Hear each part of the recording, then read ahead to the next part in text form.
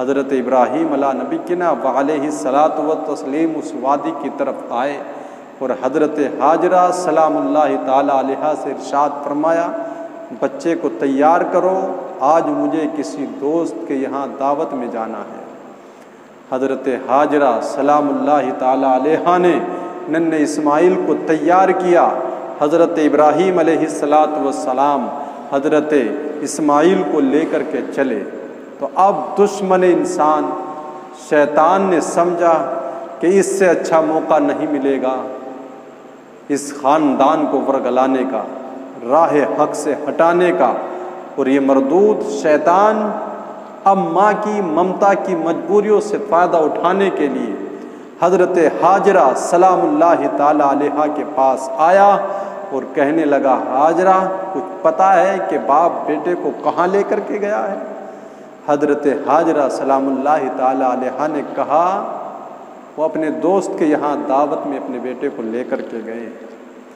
شیطان نے کہا نہیں، وہ دعوت میں نہیں بلکہ ابراہیم اپنے بیٹے اسماعیل کو ذبح کرنا چاہتا ہے۔ حضرت ہاجرہ نے کہا کوئی کرنے والی بات کرو، کوئی باپ بھی بیٹے کو ذبح کرتا ہے،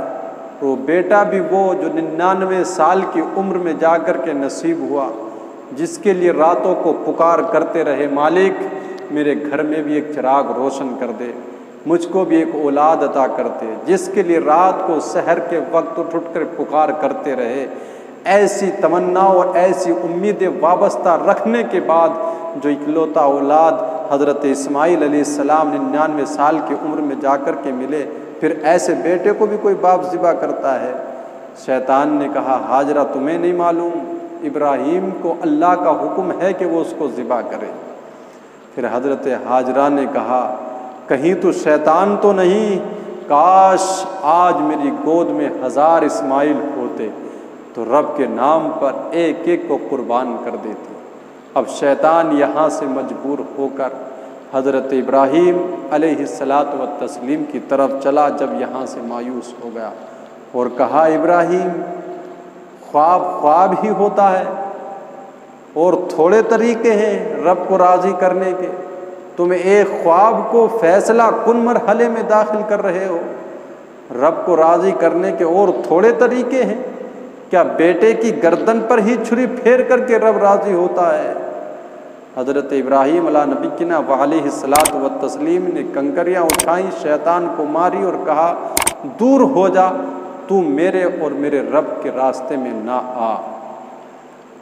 اس لیے کہ میرے پاس ایک اسماعیل ہے، اگر 1000 اسماعیل بھی ہوتے تو سب کو میں اپنے رب کے نام پر قربان کر دیتا۔ اب یہاں سے بھی شیطان مایوس ہو جاتا۔ اب حضرت ابراہیم علیہ الصلاۃ والسلام ننھے اسماعیل کو لے کر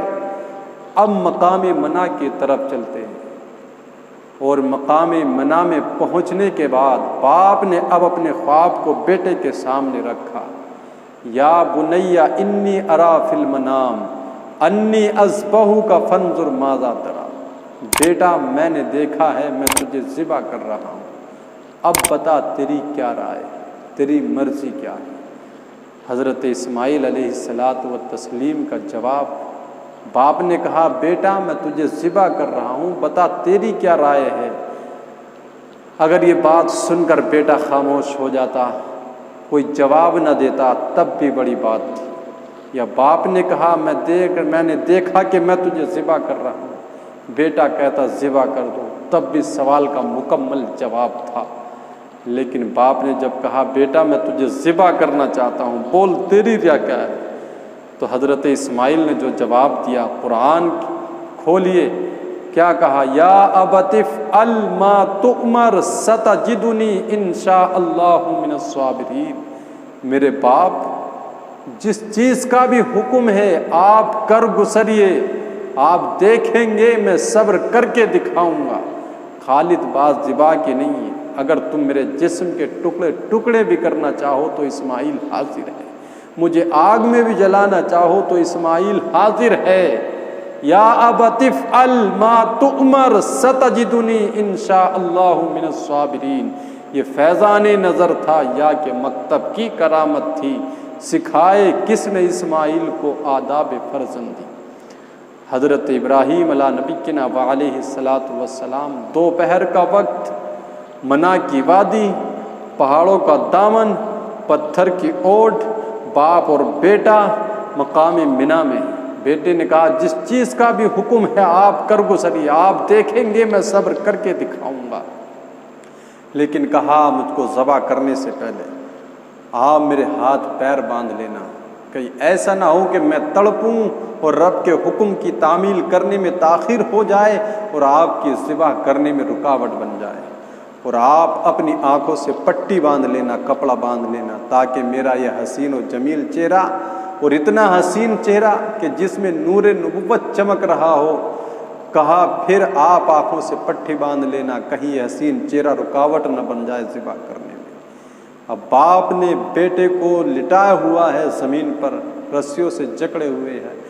مقام منا کی وادی تھرا رہی ہے، آسماں لرزہ براندام ہے، حوروں کی چیخیں نکل رہی ہیں، پروردگارا یہ قیامت تو نہیں آ گئی؟ جس بیٹے کو بڑی آس اور امید کے بعد 99 سال کی عمر میں پایا، آج اسی بیٹے کو باپ ذبح کرنے پر آمادہ ہے۔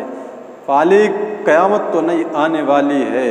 تمام گریہ کناں تھے، باپ بیٹے کو ذبح کرنے کے لیے تیار تھا۔ حضرت اسماعیل علیہ الصلاۃ والتسلیم عرض کرتے ہیں ابو جی میرے ہاتھ پیر کھول دیجیے۔ ابراہیم نے کہا بیٹا کیا بات، ارادہ تو نہیں بدلا،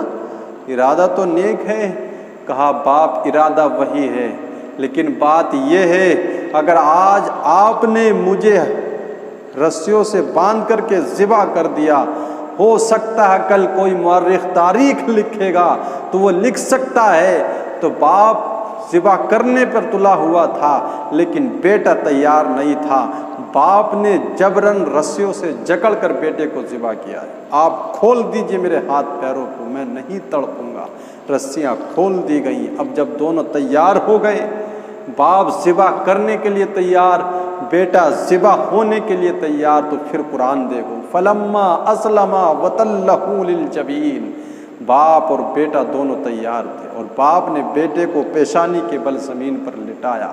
اور پھر فرشتے گریہ کناں، حوروں کی چیخیں نکل رہی، معصوم ننھے اسماعیل کو مقام منا میں پتھر کی اوٹ میں پیشانی کے بل زمین پر لٹائے ہوئے تھے، اور اپنا گھٹنا اس معصوم کی چھاتی پر تھا، اور پوری طاقت کے ساتھ حضرت ابراہیم ریشم سے زیادہ نازک گلے پر چھری رکھ کر پوری قوت کے ساتھ چلاتے ہیں، لیکن چھری ہے کہ ایک بال بھی، ایک رونگٹا بھی نہیں کاٹتی ہے۔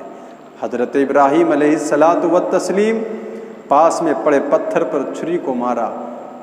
لما تقطع یا سکین، اے چھری کیا ہوا، تو کاٹتی کیوں نہیں ہے، تیرا کام تو کاٹنا ہے۔ چھری نے کہا الخلیل یامرنی والجلیل ینہانی، خلیل تو مجھے کاٹنے کا کہتا ہے لیکن جلیل کہتا خبردار اگر ایک بال بھی کاٹا تو۔ کہا تیرا کام تو کاٹنا ہے، کہا آگ کا بھی کام جلانا ہی تھا، جس رب نے آگ کو جلانے سے منع کیا اسی رب نے مجھے کاٹنے سے منع کر دیا، خبردار اگر ایک بال بھی کاٹا تو۔ اب چاہتے تو سمجھ لیتے چلو خیر ہوئی، جان بچ گئی، چھٹی ہوئی، بیٹے کو ذبح نہیں کرنا پڑے گا، لیکن کہا ہو سکتا ہے کہ مجھ سے رب کے حکم کے مکمل تعمیل کرنے میں کوئی تاخیر واقع ہو۔ استغفار پڑا اور پھر دوبارہ چھری کو تیز کر کے بیٹے کو پیشانی کے بل زمین پر لٹا کر پوری قوت کے ساتھ لوگ اس کے ریشم سے زیادہ نازک گلے پر چھری چلاتے ہیں تو چھری چل جاتی ہے، آنکھوں پر پٹی بندھی تھی، چھری چل گئی، ابراہیم خوش ہو گئے، بیٹے کو ذبح کر دیا ہے، لیکن جب دیکھا آنکھوں سے پٹی ہٹا کر تو دمبا ذبح ہوا پڑا تھا، ننھا اسماعیل پاس میں کھڑا مسکرا رہا ہے، اور ایک طرف جبریل امین کھڑے پاس میں مسکرا رہے ہیں۔ جبریل امین کا پاس میں کھڑا ہونا اس بات کی غمازی کر رہا ہے کہ جو دمبا ذبح ہوا ہے یہ رب کی طرف سے آیا ہوا ہے۔ اسی کو قرآن میں پھر رب نے بیان کیا وَنَادَيْنَاهُ أَن يَا إِبْرَاهِيمُ قَدْ صَدَّقْتَ الرُّؤْيَا إِنَّا كَذَلِكَ نَجْزِي الْمُحْسِنِينَ، ابراہیم تو نے واقعی خواب سچ کر دکھایا۔ یہ تھی حرم کی داستان، ان 3 نفوس قدسیہ سے شروع ہوتی ہے۔ فدیتاً دمبا دے کر کے بچے کی جان بچا لی جاتی ہے، اس لیے کہ اسی نسل سے نبی آخر الزماں صلی اللہ تعالیٰ علیہ وسلم کو دنیا میں بھی آنا باقی تھا۔